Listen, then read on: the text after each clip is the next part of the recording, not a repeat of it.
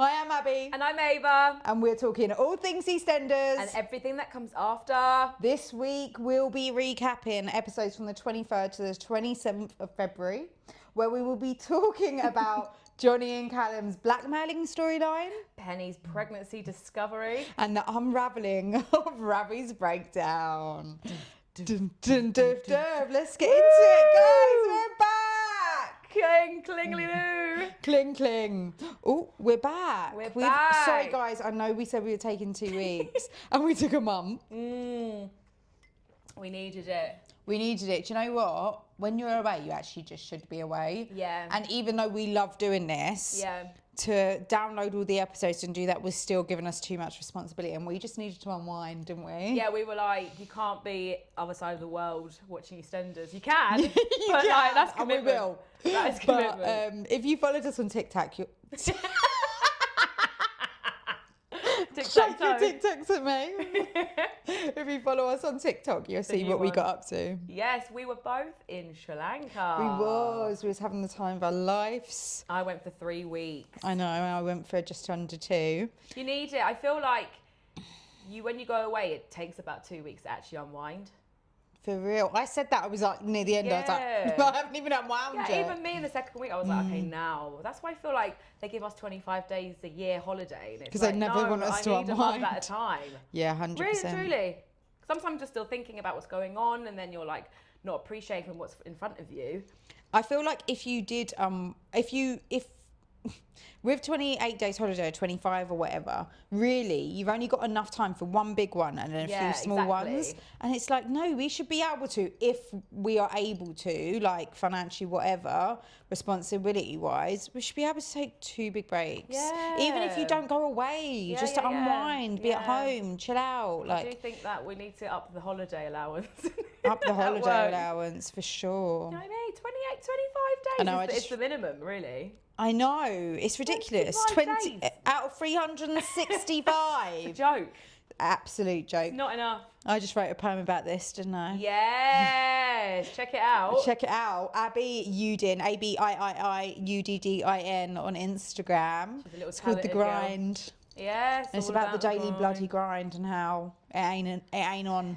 And then you come back from your holiday, and I usually end up, coming back into Brixton Station, and it's like, wow, and you're like, oh God, I'm back. That station as well. It's probably the most overwhelming station in London, and you pull back right back up to it. I know, it's got a charm, but when you come back with your suitcases, and you're like, fucking hell.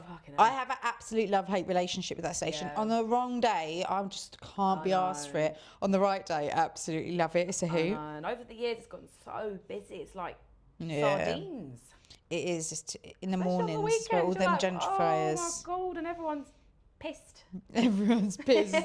Pissed or posh. We sound so old. We're like, we're all pissed as a fart. Like, we're not pissed. Always. But what has been happening in the UK while we've been away? I know. It's been rainy season, isn't it? Yeah, but we brought the sun back with us. I know. Didn't we? It was weird because yesterday was hot and then today was cold. I know. Today was cold as well. I thought it might be like not as hot as yesterday, not as sunny, but it might be all right. But I was actually freezing at one point. I just popped to the corner shop. I was freezing cold. Pop to the corner shop. Pop to Sainsbury's. I actually do have a corner shop at my work. It's literally on the corner. Like what kind of corner shop? A Sainsbury's? No, corner shop? Like, an actual corner shop, but it is actually on the corner. Oh, yeah. Not one of them mid-street ones. Oh my God. I know, it's like a corner shop on the corner. And you know what? We were in Sri Lanka where everything's so cheap and nice. So cheap. Ava will just give everyone double. Constantly. But everything's like £1. So like, why not? So I'm like, tip here, tip there. Like, love you so much. Thank you. What a great customer she was. Not me as much. I love to just get right in there. Yeah. It was cheap. I'm not denying for a second it was cheap. But I ripped myself a new arsehole financially. Because I didn't plan to spend as much as I did. Yeah. And also, you could go and do it 10 times cheaper than what we did it. Yeah, 10 times we cheaper. met up. I was there for 2 weeks and I met Abby at the end. And we went a bit bougie at the end because I was living on 50p and then I met Abby and it was £400 a meal.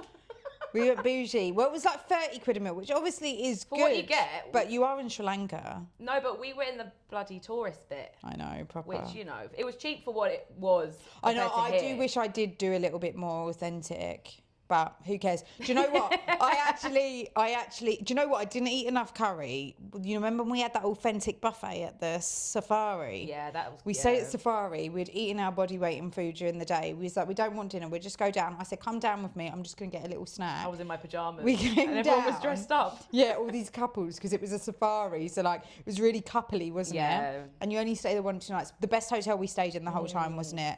I loved, what was it called? Nature House. Yeah. Shout out to Nature House. If you go to Australia. In Udawalawe. I'm not okay at the moment. What is wrong with me? Australia? I don't know. If you go to Sri Lanka, if you go to Udawalawe, Yeah. book into Nature House. Yeah, that was gorgeous. That was gorgeous. And In Australia. yeah, in Australia, no, in Sri Lanka, book Nature House. And then we went for the buffet. We came down. They had this authentic, beautiful buffet. They had like this, you don't eat chicken, but they had this like crispy chili sweet chicken. It was unbelievable. We was like, all right, fine, we'll eat another whole meal. I had no bra on. I had my bloody short my shorts on. knickers on, innit? My pants got caught on the side of the chair.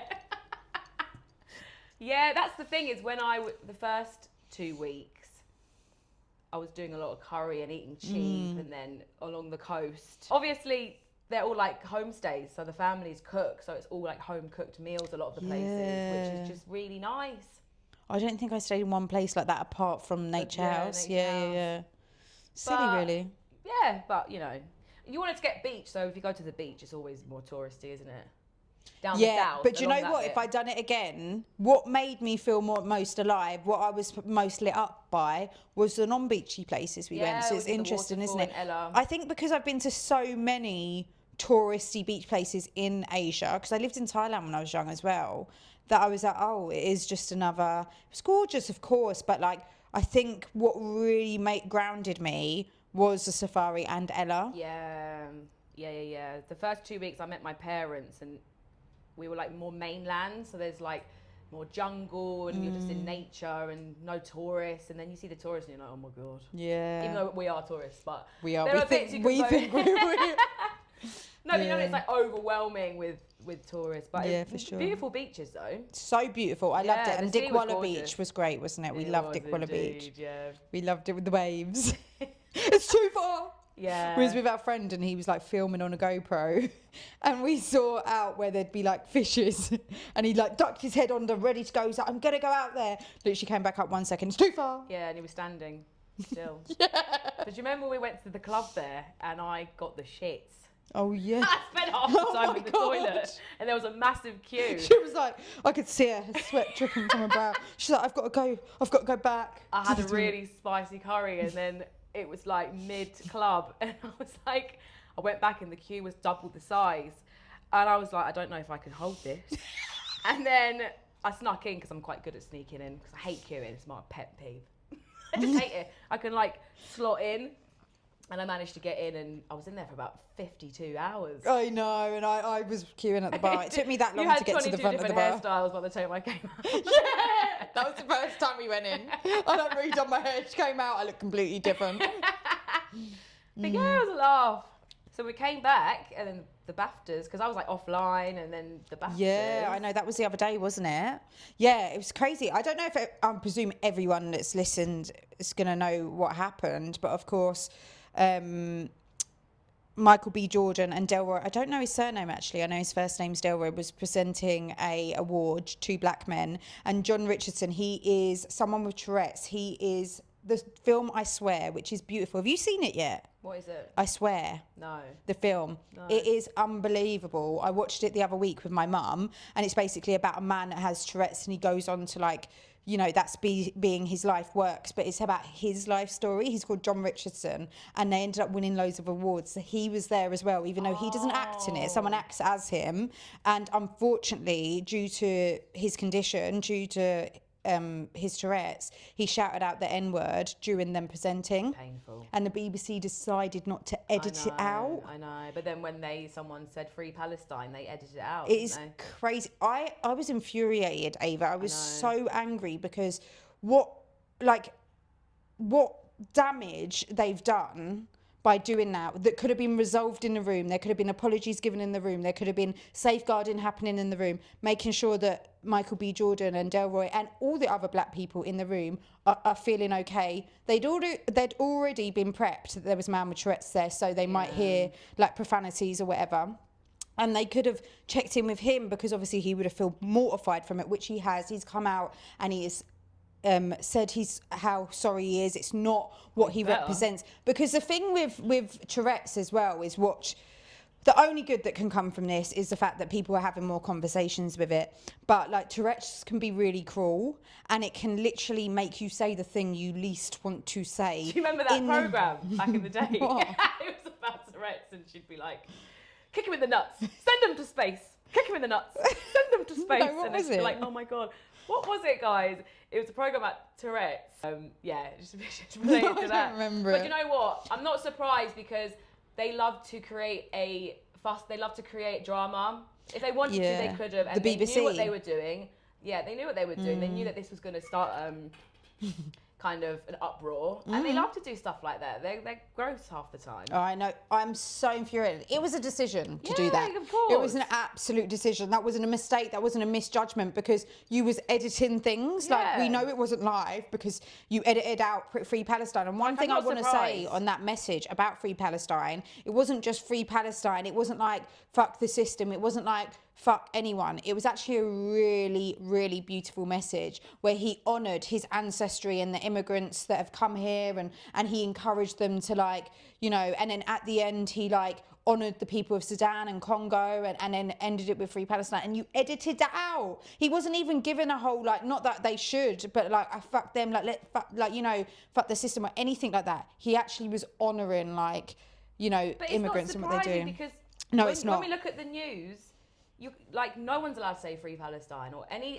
sexual establishment. They hate it because it's run by crazy people. Yeah. They hate it. They don't want you to. There's no freedom of speech anymore. No. Which is and really the BBC's scary. paid for by us. And I know we're about to talk about EastEnders, which is on the BBC. Which was allowed. But if this bloody carries on, we'll all be taking back our bloody, what do you call it? TV license. TV Did license. you not read about that in the news? No, what people no one's paying boycott. it. They haven't been paying it since the 50s. Yeah, we do though. We do.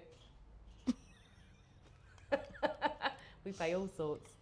But, you know, it's really scary because it's kind of like the social media control, which we are not aware of, that they're doing. It's not like if they're doing this on the TV, think about what they're doing on social media. Remember in Glastonbury when the poet, what's his name? Bobby the poet. No. Bobby Violent? Yeah. Or something like that. That was an uproar. Every time it's about Palestine, it's an uproar. And it's like, there's something going on, obviously. Yeah, you know, of course. Fuck that. Anyway, screw them and their terrible editing. We've got to keep our eyes open. Yeah, and our hearts are. Yeah, and do you know what? Hopefully, what comes from this, even though there's a lot of people there that didn't need to go through the pain that they're going through, whether it be John Richardson or all of the people of colour in that room. It's disgraceful. Yeah, it's fucking disgraceful. It's really disgraceful. But what might come from this is a real strong teaching moment about Tourette's. And watch that Channel 4 show. Tell you all about it. Yeah, that might have been his documentary. He made a documentary years ago and now has film. No, it was like, it's kind of like Undateable's vibe. Oh god. Oh god. Right, let's get into it, guys. Let's get into it. Right, I've been away. You've been away. We've both been away. But Ava's caught up, but there was a few little gaps you might miss. So I might be filling Ava in when we're filling you in, and that is cool. It makes it even more juicy because then we actually hear each other's reactions in real time. Cheers to that. Lost your straw. Lost my straw. Right, so let's start the week on Johnny and Callum's storyline.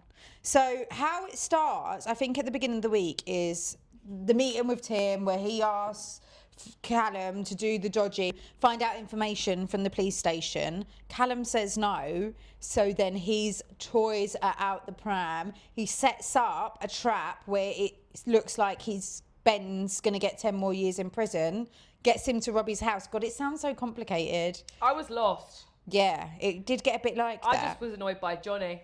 Yeah. Do you know what as well, though, that we haven't really addressed or hasn't been addressed yet that's all going to blow up? Earlier on in the week, Linda found out he was behind it and was good with it. Did you not clock that? She knew that it was a setup, and because she was pissed off at Callum, she let it go ahead.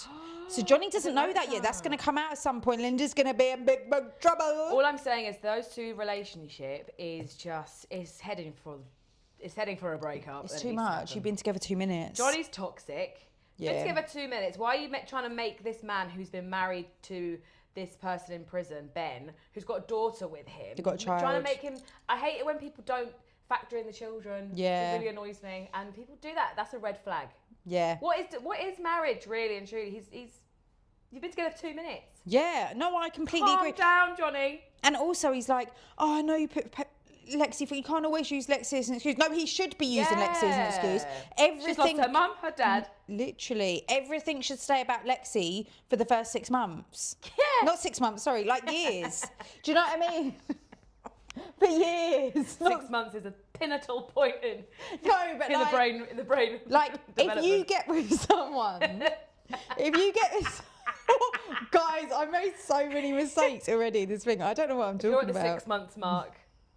Good, hats off to you. No, it should always be like she's young. He just gets on my if nerves. you get with someone that has a child, you have to understand. Yeah. Your life will be put in the background it's until. The people that. I'm not saying the people that don't have kids don't get it, because there are a lot of people that if they don't have kids, they do get it, but some people don't. But they don't. They want their partner to be in front of their child, and that's a really bad trait in a human. Yeah. Because your kids come first. Yeah, 100%. And like, if Johnny don't get that, yeah. Bye, babe. Bye, babe. Go back to the bloody law firm. Go back to the law firm. We don't want you. We don't want you. So yeah, he's annoying me. I know. And Callum clearly isn't in it. He's deep down not. I think he's just going along with it. That's because he's a fucking dad. Yeah. And his mind, I think he is in it in terms of relationship, but his mind is with Lexi. He likes their shagging every 5 fucking minutes. I know, they can't stop shagging. They like argue, sign the papers, shag. I know, with the top buttons undone. I'm a prude, but yeah, she's such a prude. Even one like look at each other or a hand hold, she's like, ah! One time I came in to the living room and she had a pillow in front of her face and I went, are you watching something scary? Oh, I don't want to see it. And she went, no, they're kissing. I don't know what it is. I thought she was watching a horror movie and I looked at the screen, it was 2 people kissing. I'm happy to smooch you for real life, but when it's on screen. I know, it's something about watching it. What is that? I don't know. I need therapy. When Denise and Ravi were getting on, you were having a meltdown because it was so saucy. I love it, but also I'm like on edge at the same time. She screams. Yeah, I'm like, get your hands off her! Oh, God. Get back to the nunnery. Literally. Honestly. Oh, my God. Put your hands by your thighs now. Don't look at him. And then, yeah, because Callum won't do it, Tim says, you need to shag me. Tim's got a good skin, by the way. Gorgeous. And he's found out his beauty tricks. Skincare. Let us know, Tim. Please drop your skincare. Tim, drop your skincare down below. He'll be doing a haul. Yeah. Got this one from the set of EastEnders. Do you know what? I did love that he was like, if you want to get out of this. Fuck me. Yeah. Do it. That's how everyone should get out of trouble. He was like, how desperate do you need to be? I know, but people are like that. Yeah, people are like, because it's a power thing, really, isn't it? Do you know what I loved what Linda said to him? She said, that's the thing about money, Tim. It's never going to love you back. Yeah. And I thought, preach, Linda, preach. Preach, Linda, preach. I know, I was like, woo, thank God I'm broke. Thank God I'm broke and happy. You're in it. People love me and I got no money. Yay! Yeah, that was a good bit. That was really good. Really I loved that. There was a few bars I wrote down. What else is there? It wasn't to do with this storyline. I love it is in this storyline. He goes, you better like cheer up because, you know, Johnny was sulking because he had to shag him to get out of the cadoodle, the puzzle, I don't even know what I'm talking about. The muzzle. To get out of the predicament. And he went, well, you better liven up because I'm not doing it with a wooden board. A wooden board. Hey, leave the wooden boards alone. I wonder what it was like. Well, you were saying it was coercion. Well, it's rape. Essentially, it's rape because if you coerce someone into having sex with you, whether you pin them down or whether you like it feels them into having forced sex, in that moment, or it's a mental manipulation. It's still fucking rape. Yeah. So like, I actually think we need to give a bit of heed to this storyline because it's actually fucked. They might do though. I think what they do is in the beginning, because people are a bit dim on the square, which is why it unravels. Do you know what I mean? Because it happened with Ben. You know, there was a storyline where he got raped. Really? And yeah, it was like a whole thing about, you know, your pride and feeling ashamed. Yeah, especially as a man. Yeah. You know, I'm actually going back through the episodes. I'm on 2014, and Linda, last night, the episode I was watching, Linda was about to get raped by Dina. I had to turn it off. Yeah. I turned it off. I don't even know what... Does it happen? It. Oh. I had to turn it on. I'm going to have to skip a few episodes because it breaks my up, because I love what this will do to Mick when he finds out. I can't. Yeah, and it does affect him. Of course. Mick is a good man that protects his women. I love you, Mick Carter. I love you. But do you think they're going to... I hope they carry on with the thing, because it is coercion. Yeah, that we should lean into that. And it's also going to come out. She'll find... See, that's what it will be as well. Like, he'll find out... Linda will find out that that's what happened, and the guilt... Maybe it'll push her back to drinking. Oh, we love a drunk Linda. Really? I love drunk Linda. Well, not... She's toxic, Good to watch. She's great drunk. Acting-wise. Really? Yeah, she's phenomenal. I haven't really heard that drunk. She because said that was the gap. Because I watched the interview where they were talking about how she does it, and she said that she puts a camera. Did you ever hear about that? Yeah. No, you told me. Go on. So. Yeah, she like went away to like the country. She put a camera there. She just got pissed basically, and then watched herself back because it's so believable. Yeah, and it's hard to play good drunk. When people are drunk, they usually do this thing where they're swaying around. Yeah. When in reality, you're actually quite still. It's just the eye that starts. Or like the slight sway. That's like Johnny drunk on that last episode. Yeah, and to be honest, most people do it like that. Do a crap drunk. Like they that. do, yeah. It's hard to do a good drunk. It's really hard to do a good drunk. Really hard. Because if you can smash it, well done. That's why she's so good, because you're having to channel yourself pissed when you don't know what you're like. Yeah, because you're pissed. Yeah, 100%. Pissed. That's what I mean. It's hard. You get out of it now. That's what I mean. It's terrible. Yeah, so that leads us then on to Penny and her pregnancy discovery. This storyline fucked me up. Yeah, in a good way. Yeah. At the beginning of the week, we found them at the Sunday lunch, which I absolutely loved. I know. Because it really, I love when they do get family together. dynamics. Yeah. It's great. Because you do always have like Oscar being silly pissed. That's well, my cousin Callum's a bit like that, but in second in command would be me. Yeah. just trying to be stupid all the time. Do you know what I mean? Attention seeking, blah, blah, blah. You just had all the dynamics. Do you know what I mean? Yeah. I love that. And the fact they all made her go and do a pregnancy test. I know, it was so funny because it was like comedy. It was. Yeah, I love it when the EastEnders do that. Yeah, and it was like, who's pregnant? They thought it was Chelsea because she was hungover. They thought it was Lily because she ate some dodgy food. And then poor Penny. I know. Had to go and do it in front of all of them, but that's family, innit? Yeah. Only family can make you do that. Literally. Go on, do it now. Now. do it. Yeah, like, your life's about to change, but do it. Do it. Literally. And the fact that Jack just didn't think it was her because he essentially didn't think it was possible, or just like discounted the fact that. Beautiful. And then beautiful storyline. Yeah, and that led them on to her, Penny, having a scene with Lauren being like, you don't see basically representation.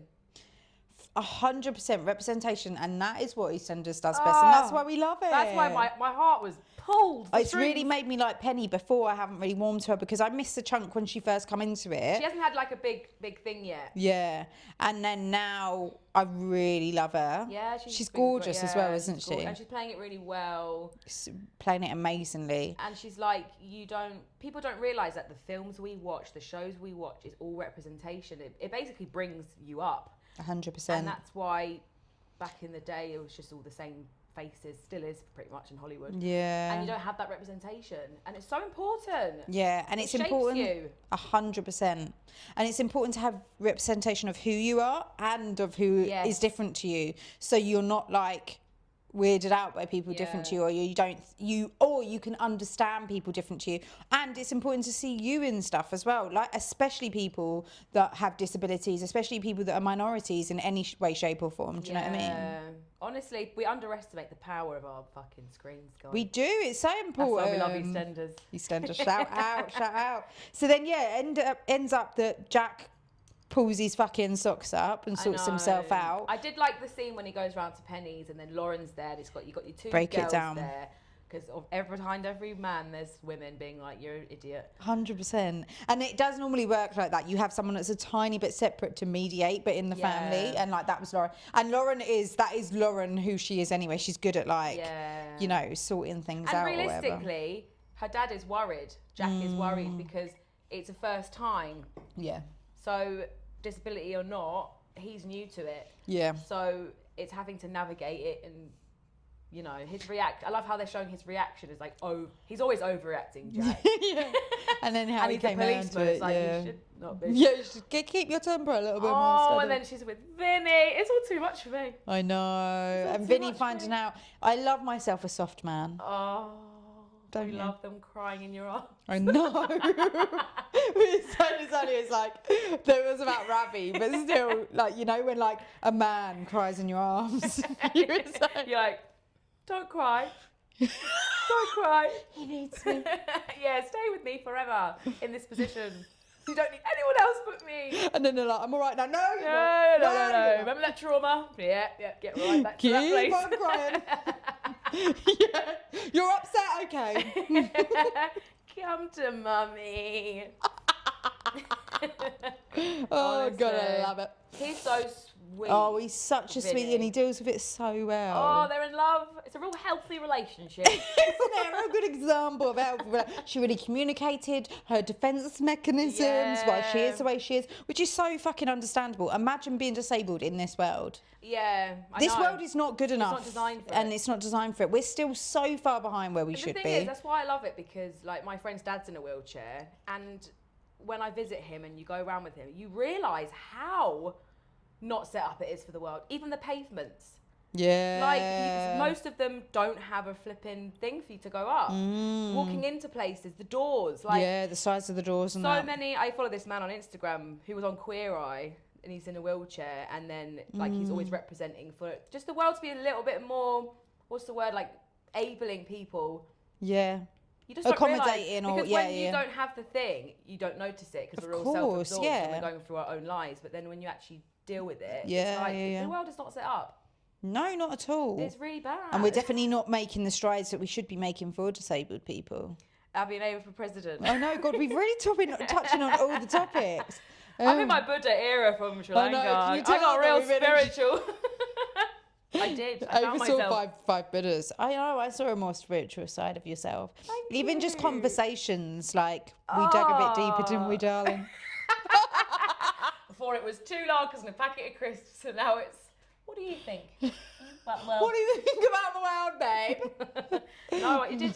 I'm not like I found myself, but it did change me in a little way. No, I just think as well, you just being able to reset like that, it was beautiful. I think for all of us.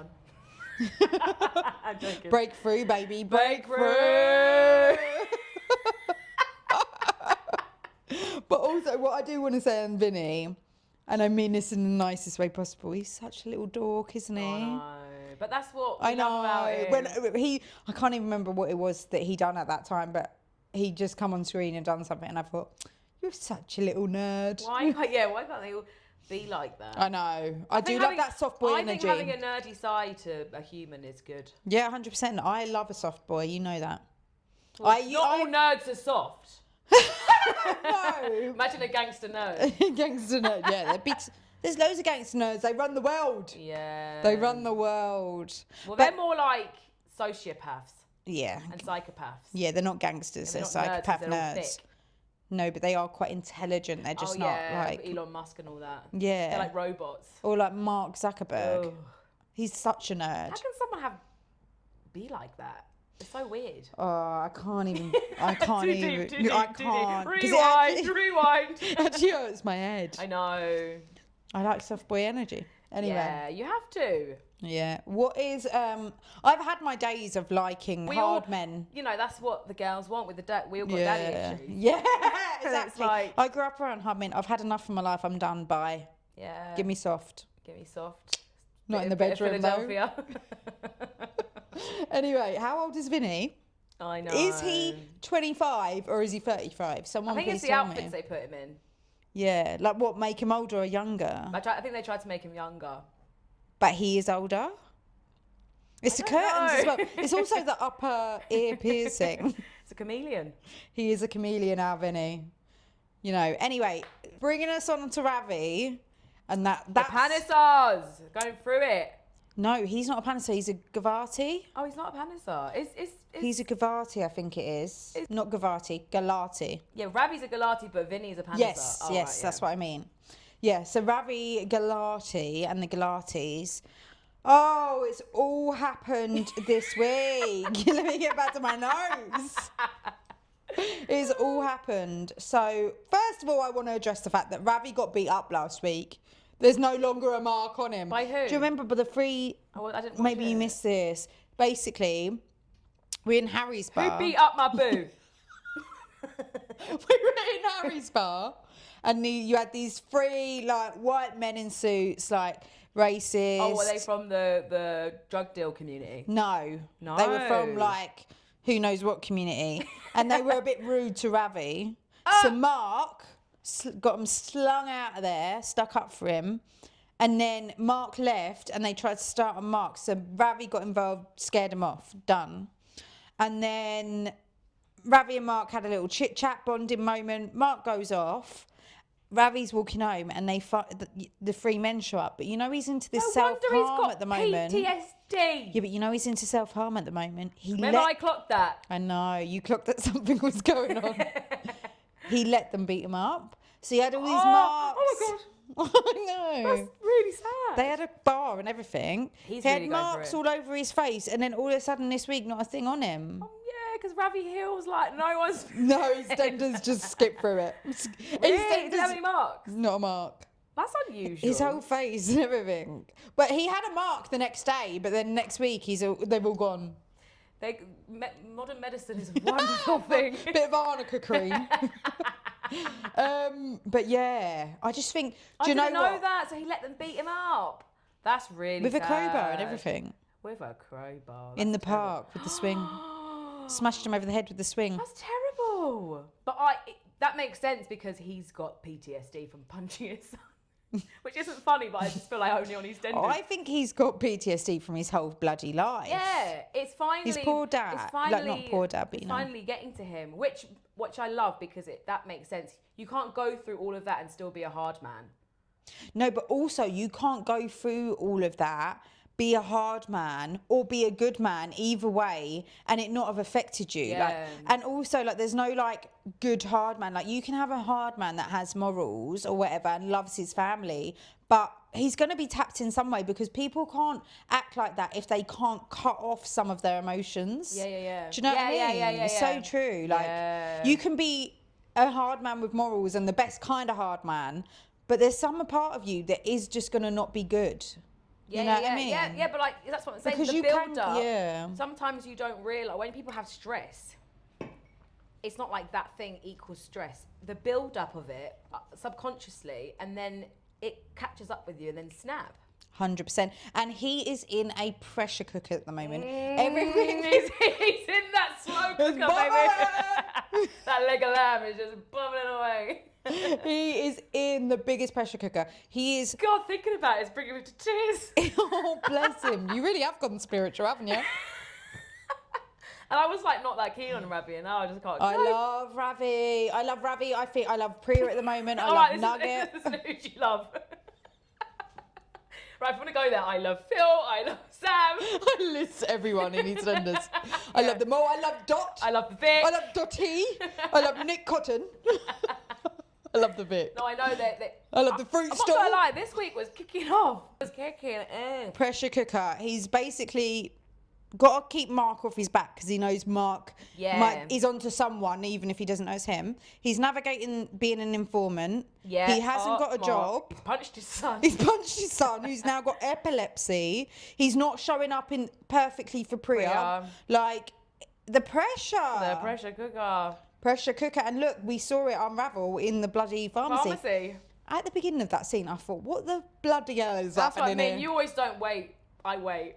Abby goes, what's going to happen now? She goes, for fuck's sake, what's going on? And I'm like, can you not ruin this for me? We don't actually watch it together very often, do we? No. Ava got me back into it and she was sitting there thinking, what have I done? Yeah, because you know when people get back into it and they're like, oh yeah, like that person would ever do that. Yeah. And you're like, yes, EastEnders, get with the times. They do it, okay? It's allowed on this show. So true. He's allowed to punch his son and get away with it, all right? Any other show. Like that would ever happen. You know them ones. It's like, you're ruining it on for me. EastEnders, it does happen. So Yeah. shut up, Carol, and watch. Yeah. Like her mum would ever believe that. Yeah, well, she does, because it's EastEnders. There's a big fat storyline coming, so can you shut up? Yeah, I know, literally. But yeah, so that scene. So the pharmacy scene, I was just like, where is this? Because you know why? I was like, where is this going? Because B and Denise were in there. And I thought, you know, normally you can be like, oh, that person's in there. That means this secret's going to come out. I was like, what have they got to do with anything? I know, I loved it. And I thought, why are they giving the man behind the counter so much airtime? And then we found out. He had a breakdown. Serious breakdown. He was about to tell Nugget that he punched him in the face. That's so funny to me. Don't tell him like that. If you're going to tell him, you have to. Do you know what's funny about EastEnders that all cracks me up? Is when they tell people, confess something that they've done, they give no context. So this is Ravi telling Nugget. He'll go, he'll go, son, it was me. I punched you in the face. In real life. Oh, here we go. In real life, if you were going to know. But I'm saying this is what's jokes about EastEnders. In real life, if you were going to tell your son that happened, you would start off the night that you were in Harry's bar. You got. Yeah, you'd be. No, you wouldn't be in. You should be the director. No, you'd say. No, what you do is you go to the Vic and you get a pint and you make your way over to Harry's. I didn't mean that. And then you get a margarita. I didn't mean that. I meant the night he got drugged. He was in Harry's bar. What you do is you start off with a curry, then you go to the Vic, then you go to Harry's a bit tipsy, loosen up a bit, and then you sit him down and you say, son, I punched you in the face. I gave you a smack. Everyone goes. So no, you would say, this night happened. I got really I got drugged by people. I blacked out and I couldn't remember. You give him context. You'd give the context before telling him. So then he felt a bit of empathy for the fact that you got drugged. But in EastEnders, they don't do that. They'll be like, I shot you. But don't give the empathy of like the fact that someone had a gun to their head or something. Do you know what I mean? But I think he was in such a psychosis. Oh, he was. I think he's got such guilt, hasn't he, from that and all the other drama he's got. But he's got such guilt of punching his son. I know. That shook me when he punched his son. The guilt and the pressure. And also the job thing is a massive thing for men. And I really want to give heed to this because like the pressure that men have around work and the identity that they find, because patriarchy has essentially told them that they're only worth something if they provide or a job, when they're not. They're worth so much more than that. And if that's not the dynamic they have in their relationship, it doesn't need to be that. But like so many men, their identity is wrapped in what they can provide for their family, when all they need to provide really love and stability, not even like security, but like be a nice stability. person. Stability. Where instead they're so wrapped up in their identity being in work, the world bloody shatters and they have mental breakdowns. And a lot of the time, their mental breakdowns aren't just detrimental to them; they're detrimental to their family, because it comes out in all different ways, like it is now. Or sometimes they just do one. That's why so many men midlife just do one, because like they're at a place where they're not happy. Pressure's got too much. They can't cope. Instead of communicating. What they don't do, which women do, is we talk. And like, you know how important it is? Because you know when you have a thought in your brain and it's feeding away at you, and then you speak it out, and it's not as big as you've made out in your head. People they don't understand that when you speak, it does easier. So much. That's the point of therapy. Is like you're speaking, and then you're realizing. You know, sometimes it comes out your mouth, and you're like, and you hear it. You're like, oh my god, that was so ridiculous. Even that, but also you can just pick it apart. Yeah, your brain is doing the most, and men don't talk. They don't talk to their friends. You know, you'll be like, oh, did you tell John about thingy? No. So what you been talking about?